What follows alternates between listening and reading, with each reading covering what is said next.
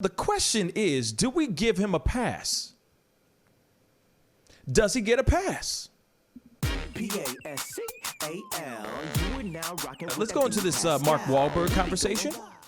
Yes. So here's the thing, if you guys don't know Marky Mark and the Funky Bunch, if you don't know Mark Wahlberg, you might remember him from like Dirk Diggler of what's that movie? I'm forgetting it. Dirk Diggler. Boogie Nights. Boogie Nights. Thank you. Boogie Nights. You might remember his. You might remember him as. Let's see. He's The Fighter. The movie The Fighter with Christian Bale. He's in that movie with Will Ferrell. What is his name? I'm like totally blanking on all these movies. Were their dads or something, or stepdads, or? Oh wow! I was talking about the cops. The cop movie. Oh yeah. Do you remember it? Yeah, I forget the name of that movie, but I know the one you're talking about. Yep. Yeah. But it's a funny movie. It's actually a really funny movie. He's like, I'm a peacock. You know what I mean? With the gun and everything. So anyway, Daddy's Home. Yes, Daddy's Home. Thank you, Carolyn. Daddy's Home. You know what I'm saying? All these big names, all these big movies. I mean, he's made millions and millions of dollars. Like he's had a very, very successful movie career. Now, just recently, he kind of, long story short, he, just like everybody else, like all the other people that we've been talking about recently in regards to Twitter, he recently went to Twitter and posted a photo about George Floyd and basically said, hey, this is another life, basically saying Black Lives Matter in support, in solidarity to the whole movement. But somebody, you can never trust the internet. Why? Because the internet's always wins, okay? So some people were pulling up his past records in regards to the things that he's done when he was younger. A lot of what he's done has been very racially charged. And Tom's got some of his rap sheet. Let's get into it. Oh, boy, yeah. It's, there's one of these charges I'd heard about a long time. Some of these before today I didn't know about, but we'll start. In June 1986, a then 15-year-old Mark Wahlberg and three friends chased three black children while yelling, "Kill the N-word, kill the N-word," and throwing rocks at them. Whoa. The next day, Wahlberg and others followed a group of mostly black fourth graders, including one of the victims from the previous day, taking a field trip on a beach, yelled racial epithets at them, threw rocks at them, and summoned other white males who joined in the harassment. In August 1986, civil action was filed against Wahlberg for violating the civil rights of his victims. Hamburger. And the case was settled the next month. So that's case number one. Now, wait, that was only one? Damn.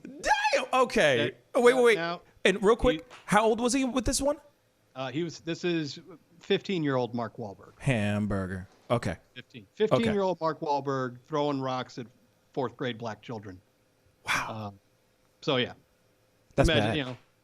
Freshman or sophomore in high school chasing around black kids throwing stones at them. That's not good. That's no bueno. That's no bueno. Okay. Okay. So you said that's only one. So what's the rest? Yeah, what's the that's next number one. The big one here that I've heard about before was in 1988. A then 17-year-old Mark Wahlberg, while high on PCP, assaulted a middle-aged Vietnamese man on the street, calling him Vietnam blanking blank, effing S, Vietnam effing S, and knocking him unconscious with a large wooden stick. Wahlberg attacked a second Vietnamese man later the same day, punching him in the eye. When Wahlberg was arrested and returned to the scene of the first assault, he told police officers, "I'll tell you now, that's the MFer whose head I split open."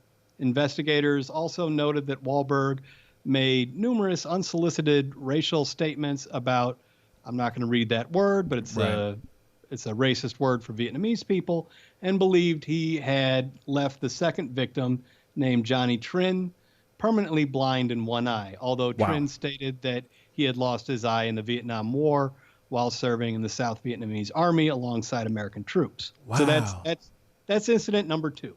That's incident number two. And there's only two incidences, right? No. There's more. There's more? Oh, there's, shoot. Come on with it, man. There's one more. Okay, what? 3 counts? 3? Okay, come on. Yeah. All right. Speak on it. That's crazy. In August 1992, so at this point he would have been around 21 or so, I guess. Mark Wahlberg fractured the jaw of his neighbor, Robert Crean, in an attack. Court documents state in 1992, Wahlberg, without provocation or cause, viciously and repeatedly kicked Crean in the face, while another man, Derek McCall, held the victim on the ground. Wahlberg's attorney claimed that Wahlberg and McCall, who is black, were provoked after McCall was called a racial slur by Crean. So, okay, in this case, he was standing up for a friend of his who was actually black. Right. And then he was beating the crap out of that guy. Yeah. And it was a white guy, I'm assuming. The white guy it was a white guy that he beat the crap out of. Okay. I would assume the Crean fella is white. I would guess. Wow. Although I don't know that information for sure. Mark Wahlberg. Damn. He's a savage. Okay, so first off, wow. Wait, 1992, how old was he then? He probably would have been around 21. If he was 15 Okay. in 86, so yeah, he would have been around 21. Okay. Because, Good Vibrations was like maybe 16, 17 years old when it came out. He was like 16, 17, I think, when that song came out. Just about, I think. Sweet Sensation. You know what I'm saying? This would have been after that came out. Oh, yeah, no, the third count. The third would have been after. Third count would have happened after that song already came out. Because he had his funky bunch. You know what I'm saying? No, real talk.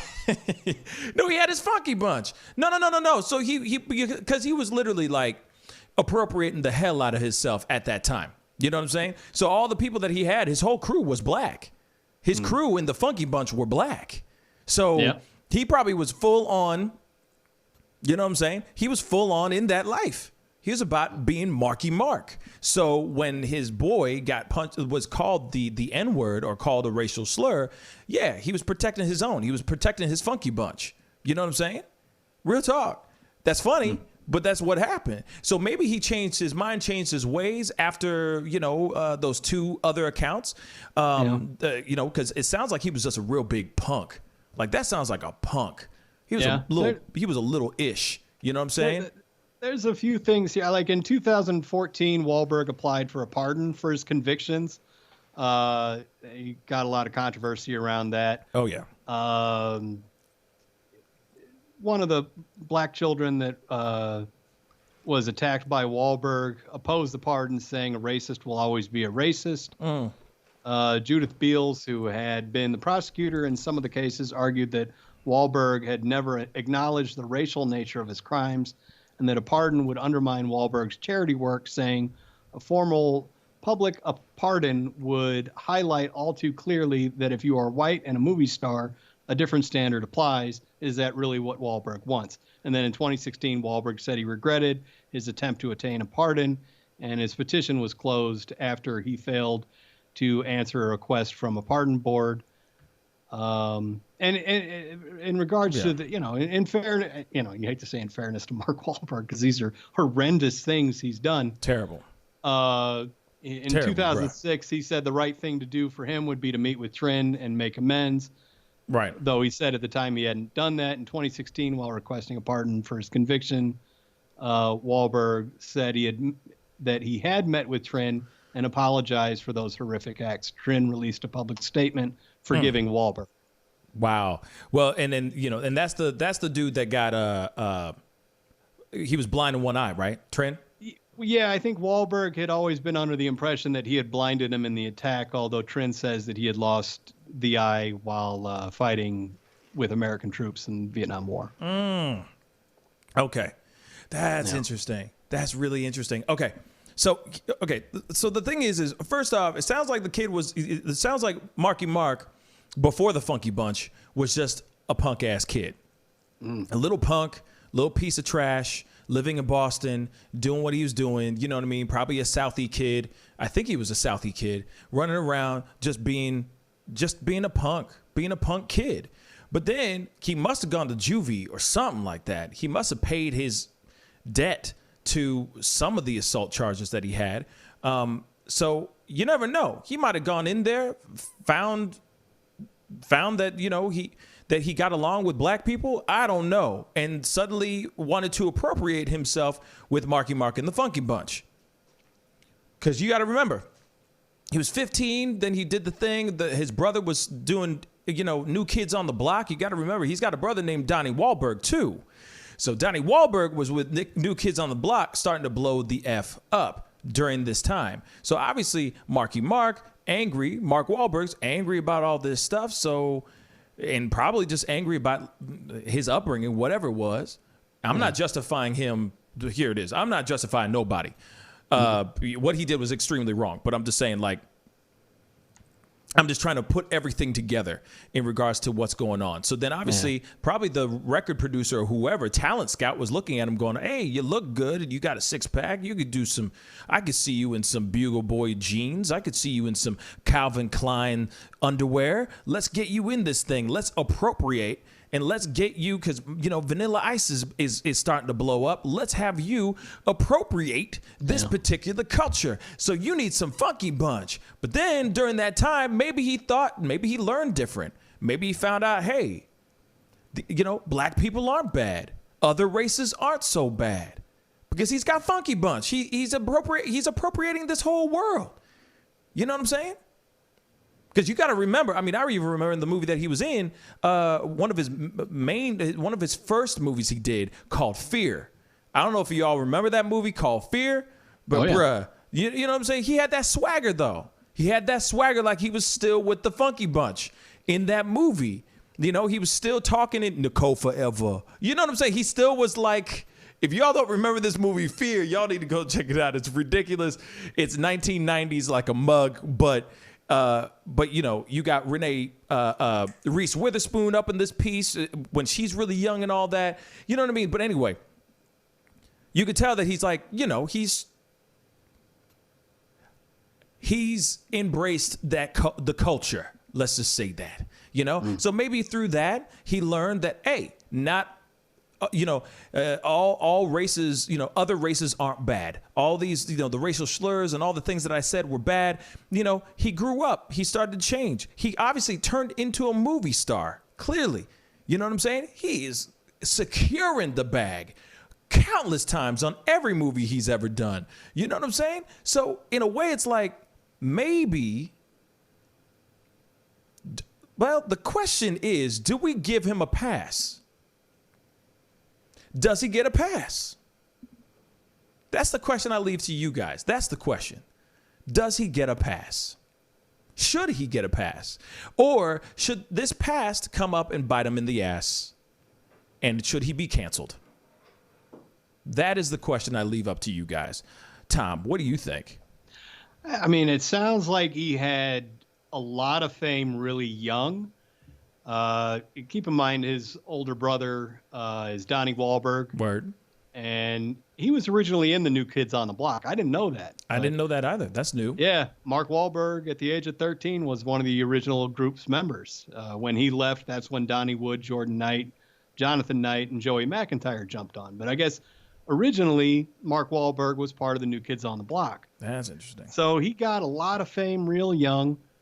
I'm reading here. I'm just reading his Wikipedia page, but it says by the age of 13, which is the age he was when he was in New Kids on the Block, he had already developed an addiction to cocaine and other substances. So it sounds a lot like he was, like we talk about child actors. They have a lot of. I'm just done. I'm sorry. He was what, 13, and he was already addicted to cocaine? Cocaine and other substances. I'm done. Yeah, he didn't receive his high school diploma until June of 2013. So, it sounds like he just met with a lot of fame real fast, real young. And that's not in any way excusing anything he's done, because that's some horrific stuff he's done. But, it sounds like he got real famous real fast, got a lot of drugs, probably a little more money than he should have had, and a hell of a lot of ego. Yeah. And wow, yeah. So what do you think? Do you think we should give him? Do you think the general public should give him a pass or no, man? I don't think it was a good look for him to try and seek pardons for that stuff back in 2014 or whenever it was. I think But, he's copped to that. He said that probably wasn't a good idea. I think it shows some growth that he met with the Vietnamese guy. But I don't know. I mean, it sounds like he hasn't really atoned or met with any of the people that he attacked. Those black students that he chased with rocks. It doesn't sound like he really made peace with them. I don't know. I mean, obviously, a 15-year-old is far different from how old is he now? He's like 49-year-old. Yeah, I think he's 49, 50 or something like that now. Yeah, it's 49 is saying here. Yeah. Yeah. But, whether you hold somebody accountable forever for what they've done at 15 and 17, I don't know. But it sounds like maybe he hasn't made all the amends he needs to make, although it sounds like he did with the Vietnamese guy. It doesn't sound like he did that with the black children that he chased. No, obviously.